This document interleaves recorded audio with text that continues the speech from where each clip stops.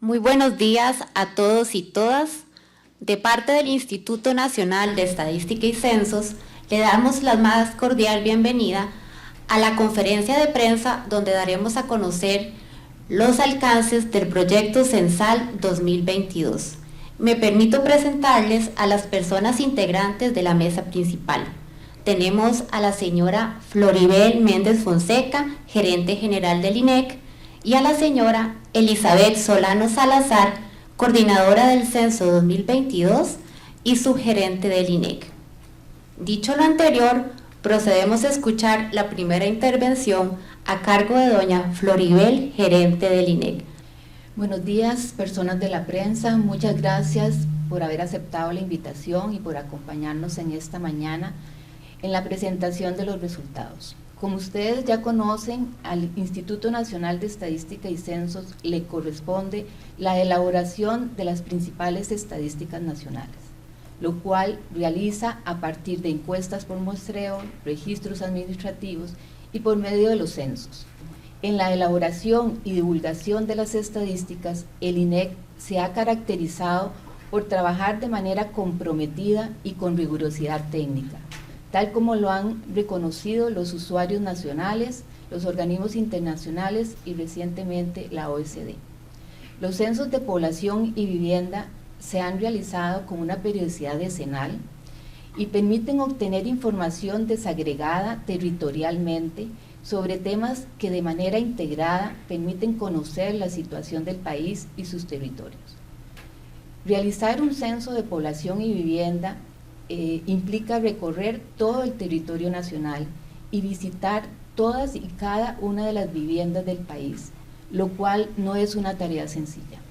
Y como se puede pensar, todo lo contrario, conlleva una serie de complejas actividades organizativas y técnicas organizadas en tres grandes etapas: la precensal, la censal y la postcensal. En el curso de la exposición se mencionarán con mayor claridad estas etapas. Por ello, desde el 2018 y por 5 años consecutivos, un grupo multidisciplinario de personas estuvo trabajando arduamente para realizar el 11º censo de población y el 7º de vivienda, cuya preparación y desarrollo el INEC asumió con absoluta responsabilidad y compromiso. Este proyecto censal fue particularmente retador. Nos enfrentó como institución a una serie de obstáculos y limitaciones que no se tuvieron en otros censos anteriores, como fue la pandemia del COVID-19, que como ustedes bien saben azotó el mundo, restringió las actividades de las personas y condicionó el acceso a las mismas por más de un año. Por otra parte, analistas sociales coincidirán en que se ha incrementado la desconfianza de la población para abrir las puertas y brindar sus datos, producto de una mayor complejidad social y cultural y resoluta de dar información ante las estafas por medios digitales, por el hackeo de datos en algunas instituciones públicas. Adicionalmente, en algunas zonas del país, por un tema de inseguridad, a los censistas se le dificultó ingresar y pese a la previsión del INEC que se documentó sobre el mes adecuado para el levantamiento censal, junio fue atípicamente lluvioso, con lluvias intensas en casi todo el país durante el tiempo de recolección de la información, impidiendo a los censistas acceder a todas las viviendas y limitando el acceso a algunas partes del país afectadas por las lluvias. Tradicionalmente, los centros de población y vivienda han sido levantados por los maestros, aprovechándose la estructura orgánica y funcional del Magisterio Nacional. Desafortunadamente, en esta ocasión, debido a la afectación que provocó la pandemia al ciclo escolar, fue imposible disponer de esta colaboración, ya que implicaba suspender las lecciones por 3 semanas, sumando una afectación más a la ya causada por la pandemia a la formación de nuestros estudiantes.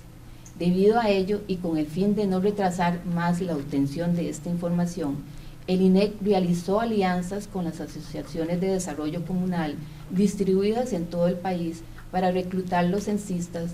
No obstante, pese al reclutamiento inicial, daba cuentas de disponer de las personas necesarias que ocupábamos, no fue posible disponer de la totalidad de los censistas, por lo que fue necesario extender la recolección de los datos hasta el mes de septiembre para intentar recorrer las áreas faltantes. En este contexto, se logró visitar el 88% de las viviendas del país, incluyendo territorios indígenas, islas, zonas fronterizas, asentamientos informales, condominios, entre otros. Pero se dio un incremento en las entrevistas no respondidas, ya sea porque las personas no estaban en sus casas cuando los censistas pasaron o porque no quisieron brindar la información. Costa Rica no es el único país que enfrentó esta situación en la ronda de los censos de 2020. Otros países de América Latina han evidenciado que hay un cambio en el comportamiento de la sociedad para brindar información o poder obtenerla, y este fenómeno se encuentra en análisis por diversos organismos internacionales para proponer alternativas en futuras rondas de censos. La información que se obtuvo del censo, pese al problema de cobertura indicado, sigue siendo válida y por medio de técnicas estadísticas y demográficas, y gracias a que el país dispone de excelentes estadísticas demográficas provenientes de registros administrativos, fue posible validar y ajustar los datos de población obtenidos y garantizar así la confiabilidad de la información que estaremos presentando en esta mañana. Este proceso de revisión y ajuste se realizó con la transparencia que caracteriza a la institución y con sustento metodológico. Para evaluar los resultados y definir las mejores técnicas de ajuste, se contó con la asesoría de organismos internacionales expertos en esta materia. Los datos que se presentan corresponden a los de la población actual y su distribución territorial. El resto de la información debe aún ser validada y conforme se vaya obteniendo se darán avances y se pondrán a disposición de los usuarios. Muchas gracias. Muchas gracias, doña Floribel, por sus palabras. A continuación, escucharemos la presentación sobre los alcances del proyecto censal a cargo de doña Elizabeth Solano, coordinadora del Censo 2022 y subgerente del INEC. La escuchamos, doña Elizabeth. Gracias. Bueno, muy buenos días. Reitero el agradecimiento de tenerles aquí en esta conferencia de prensa.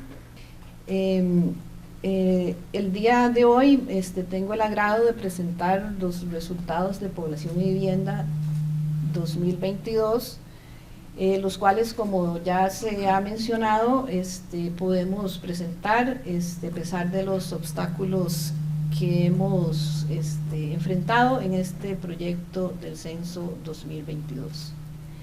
De tal forma que hoy vamos a presentar hallazgos, ¿verdad?, como estos que vemos inmediatamente, ¿verdad?, que la población de Costa Rica se estima a junio del 2022 en 5.044.197 personas. El total de viviendas del país se estima en 1.836.291 viviendas. Se confirma que Costa Rica continúa en un proceso de envejecimiento de la población y además podemos decir que se reduce la cantidad de personas por vivienda, es decir, la familia de las residentes en el país se va reduciendo. Estos hallazgos los vamos a ver en detalle en esta presentación, pero antes es importante revisar el contexto en el que se realiza el Censo 2022. De hecho, este es el censo que Costa Rica realizó en el 2022, es el 11º Censo Nacional de Población y 7º de Vivienda, y como se mencionaba, realizar el censo implica ir a todas las viviendas del país y entrevistar, obtener información de todas las personas. Eso sin duda es una operación compleja que el INEC tomó con mucha seriedad y desde el 2018 plantea un proyecto, como se dijo, en 3 etapas, que es un proyecto de 5 años, que justamente inició, como les decía, en el 2018 con la planificación general del proyecto. Aquí, entre todas las tareas que había que realizar, ¿verdad?, en esta organización, cabe destacar la actualización de la cartografía. De hecho, parte de este producto censal es que el país cuenta hoy con una cartografía actualizada y probablemente estoy segura de que nadie en el país tiene una cartografía así, porque además tiene el valor agregado de haber georreferenciado todas las viviendas del país en ese periodo precensal. Sin duda esto será un producto de mucho uso y gran potencial para el análisis geoespacial de la población. Hubo otros procesos muy importantes como la definición del cuestionario, las estrategias de recolección de datos y otros que se llevaron a prueba en noviembre del 2020. Estábamos en plena pandemia y el INEC pudo salir a hacer un censo piloto en el cantón de Enguarco de Cartago, esto con el fin de plantear las mejoras necesarias para llegar de la mejor forma a la recolección de datos. Y una vez recolectada la información, pues se siguieron los procesos de procesamiento, análisis y productos como los que estamos presentando hoy.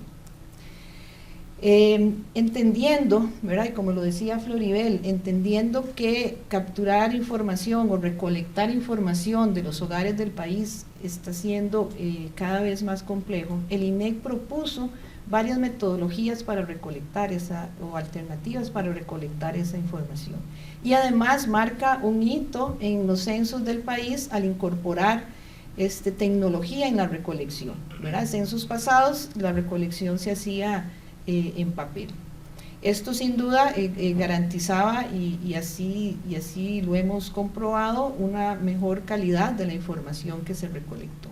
Entonces teníamos como alternativas una entrevista cara a cara por medio de dispositivos móviles, celulares, pero también agregamos una alternativa que denominamos autocenso, que era que por medio de un código dejado por los censistas, las personas podían independientemente o autogestionar, digamos, o llenar su boleta en la web. Complementariamente también teníamos en papel, porque sabíamos que la tecnología pues podía fallar y efectivamente se recolectaron boletas en papel, y también usamos registros administrativos, sobre todo en lo que nosotros denominamos viviendas colectivas como las cárceles. Entonces tuvimos cuatro fuentes de información con las cuales, y alternativas con las cuales pudimos recolectar información. Esto era lo que estaba programado del 8 al 28 de junio del año pasado, que era el periodo establecido de recolección de datos, eran 18 días. Sin embargo, por las razones ya explicadas, durante ese periodo la cobertura no fue suficiente. Y entonces el INEC toma la decisión de ampliar el periodo de recolección, y se amplió hasta el 30 de septiembre del año pasado. Y además se tomaron medidas adicionales, que fue implementar alternativas para que facilitara aún más el llenado del autocenso sin que la persona censista tuviera que dejar el código, e incluso hicimos entrevistas telefónicas a una parte de las personas que podíamos contactar de esa forma. Aplicar estas mejoras ¿verdad?, dan como resultado una cobertura, y aquí quería comentar, ¿verdad?, que hemos visto algunas noticias en relación a una cantidad de cobertura. Sin embargo, esa cobertura no es la cobertura final, ¿verdad?, que tuvo el censo, y por eso queremos aclararlo, y es justamente lo que les voy a indicar enseguida. La cobertura del censo, ¿verdad?, es la siguiente. Se lograron visitar 1.550.258 viviendas. Y estas viviendas están ubicadas en todo el territorio nacional, en todos los cantones, todos los distritos, en asentamientos informales, en islas, en territorios indígenas, y logramos censar de esas viviendas visitadas 1.074.258. Esto aquí hay que, esta información recolectada pasó por todo el proceso de que nosotros le llamamos procesamiento de datos, que es una validación de esta información, y podemos decir que la información recolectada es de alta calidad. Dentro de las viviendas visitadas también tuvimos una cantidad de 339.000 de viviendas visitadas, pero donde no logramos la entrevista. Es decir, el censista llegó, pero no logró obtener la entrevista por diferentes razones. Y también tuvimos 136.000 viviendas que sí nos abrieron la puerta al censista, sin embargo, las personas rehusaron a dar información. Y además, como ya se ha comentado, bueno, hubo una cierta cantidad de viviendas que no fueron finalmente visitadas por las razones ya explicadas. Esta cobertura que tuvo el censo nos llevó a utilizar metodologías estadísticas robustas y confiables para estimar la población y las viviendas al 2022. Y esos son los resultados que vamos a ver enseguida. Como habíamos dicho, ya la población de Costa Rica superó los 5 millones de habitantes, ¿verdad? Y el valor entonces es 5.044.197 personas residentes en el país. Si vemos la evolución a través del tiempo, vemos que hace 158 años, en 1864, el país tenía una población de 120.000 habitantes. Pasaron 63 años para llegar a 500 000 de habitantes en 1927. Ya en los años 60 y 70, que hubo una alta fecundidad, lo que se llamó el baby boom, ya la población se había incrementado sustancialmente para llegar en el 73 a 1.871.000 habitantes, y en las últimas décadas, sobre todo del 2000 en adelante, por supuesto que ha habido crecimiento, pero el ritmo de ese crecimiento ha sido menor al de décadas pasadas. Si vemos la distribución entre hombres y mujeres, vemos que es prácticamente igual, ¿verdad? Hay casi tantos hombres como mujeres, ¿verdad? Alrededor de 2 millones y medio, un 50% prácticamente. Y tal vez lo más relevante en este análisis de la estructura de la población es justamente evidenciar la transición demográfica que el país ha vivido en el tiempo, ¿verdad? Y aquí hemos pasado de una estructura joven a una estructura en proceso de envejecimiento. Si vemos lo que se llama la pirámide de población, y se llama así porque típicamente, si uno ve bueno, aquí estamos viendo la del 84, si uno ve la del 63, 73, es ver una pirámide, la forma de una pirámide. ¿Qué significa eso? En la base, ¿verdad?, significa que tenemos mucha población joven porque hay muchos nacimientos, y en la cúspide vemos poca población porque tenemos poca población adulta. Y esa es la forma típica de la población del país en los años 50, 60, 70, e incluso en el 84 todavía podíamos evidenciar la forma de pirámide. Sin embargo, ya empezaban a mostrarse, por ejemplo, en el año 2000, 2011, ya no es una pirámide lo que estamos viendo. Para el 2022, ¿qué encontramos? Bueno, una base muy reducida. Esto quiere decir que hay relativamente hay un peso menor de las poblaciones más jóvenes. Se va ensanchando o agrandando en el centro, y se evidencia que en las edades más adultas tenemos proporcionalmente mucha más gente de la que teníamos en el pasado. Si vemos este análisis a partir de los diferentes grupos de edad, vemos que, por ejemplo, los menores de 15 años han venido disminuyendo su peso relativo. Como decía, en los años 60 y 70, la población menor de 15 años representaba casi un 50% de la población total del país. Y esa proporción ha venido disminuyendo para el 2022 ser un 20,8%. Y eso representa representa 1.051.000 habitantes de esas edades. El grupo de 15 a 64 años, que es el grupo que se denomina económicamente más activo, ¿verdad? Y que es justamente el grupo que sustenta a los grupos menores y a los grupos de adultos mayores, ha venido sostenidamente incrementándose. Sin embargo, ya si uno ve el 2011 y el 2022, se ve un crecimiento menor, ¿verdad? Sin embargo, esto se ve o se puede ver como una oportunidad en el país, porque justamente lo productivo que tenga esta población va a sustentar las otras poblaciones.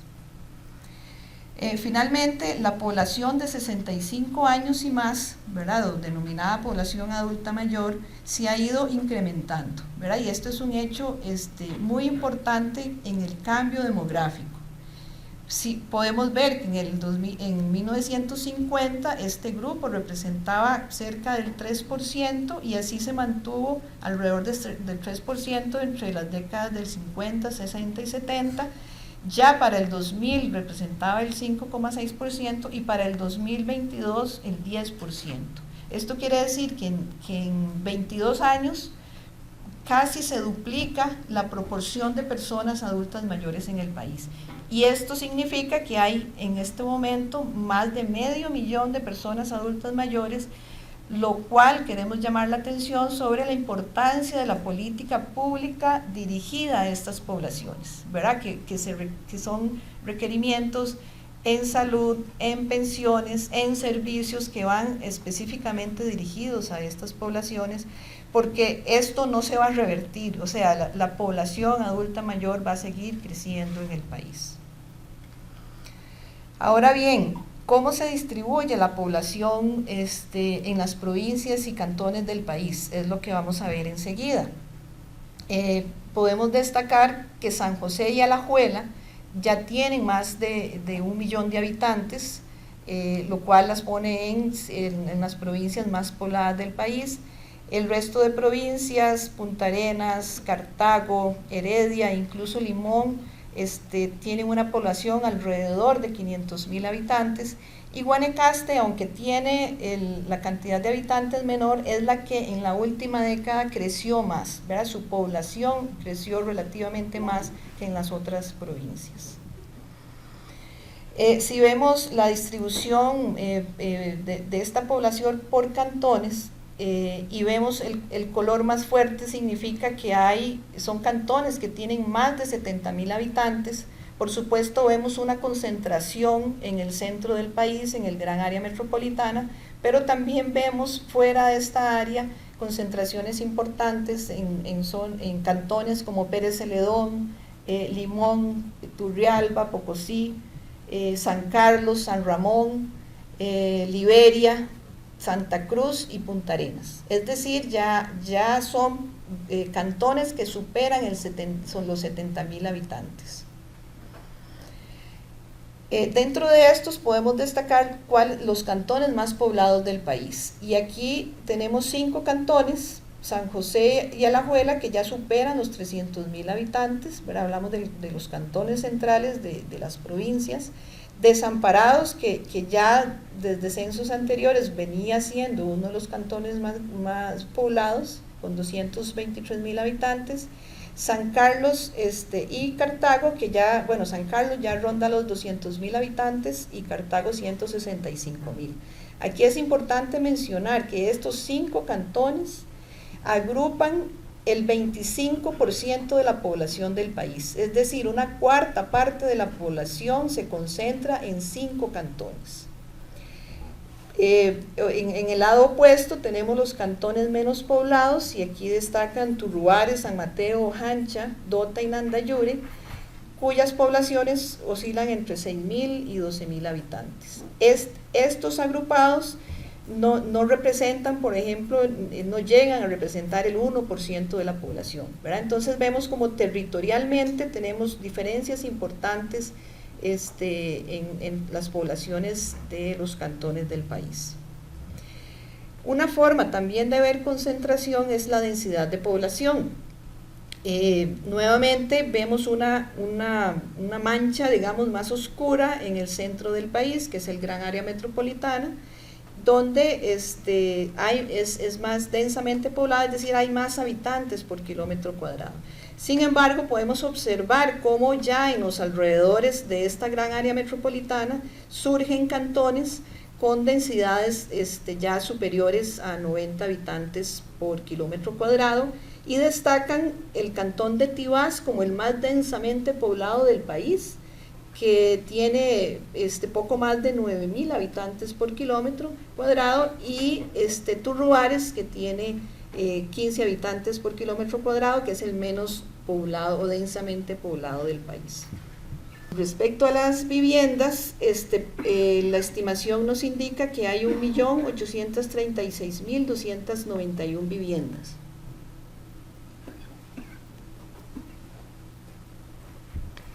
Si vemos, nuevamente la evolución de estas viviendas, vemos justamente que en los años 60 superábamos apenas las 200.000 viviendas, y ya para el 2022 pues llegamos a esta cifra de 1.836.000. Así como crece la población, pues por supuesto que crecen también las viviendas.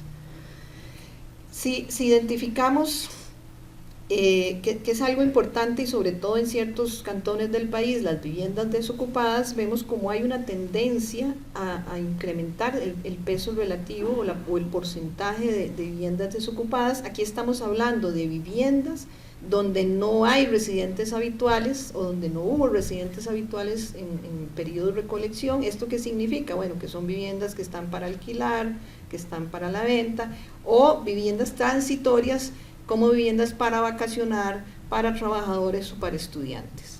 Estas ya superan las 200.000, pero llama la atención pues que hay que es un porcentaje cercano al 12%, y si uno lo ve por cantón, pues va a ver, por ejemplo, los cantones más turísticos donde este porcentaje es mucho más elevado. Contrariamente a esto, pues las viviendas ocupadas presentan pues una tendencia a disminuir, asociada pues por esa cantidad de viviendas desocupadas, y en el 2022 se estiman en 88%. Cuando asociamos ambas información, la información de población y la información de las viviendas donde vive esa población, vemos un comportamiento muy importante en términos de cómo son ahora las familias en el país. Nuevamente, en las décadas del 60 y 70 se superaban las 5 personas por vivienda. Sin embargo, eso paulatinamente ha ido disminuyéndose por los efectos de la dinámica demográfica del país, y en este momento las personas por vivienda son el 3,1 en promedio, ¿verdad? Esto quiere decir que en 22 años, o sea, del 2000 al 2022, hay una persona menos por vivienda en el país. Es decir, los hogares o las familias se van reduciendo. Indicarles pues, que toda esta información puede ser consultada en el sitio web del INEC, ¿verdad? Tenemos documentación donde explica todo lo que hemos indicado hoy, y también tenemos este geovisor que estará en la página del INEC, que nos va a mostrar esta información, ¿verdad?, más detallada que hemos mostrado hoy, por provincia, cantón y para una serie de indicadores, y además permite usar las capas de información geográfica o la información, digamos, cartográfica, que nos permite pues hacer este tipo de análisis geoespaciales. Finalmente, y como también ya se dijo, esto que presentamos hoy es una primera entrega de resultados. Pues el INEC seguirá trabajando para poder brindar en este lapso, en los próximos meses, los otros indicadores de población y vivienda, producto, ¿verdad?, de la información recolectada en este proyecto, y utilizando también metodologías que nos permitan esa usabilidad de la información censada. Muchísimas gracias. Muy amable, doña Elizabeth.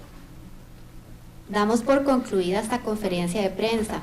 Les agradecemos mucho su asistencia, por haber atendido nuestro llamado, y que tengan un buen día.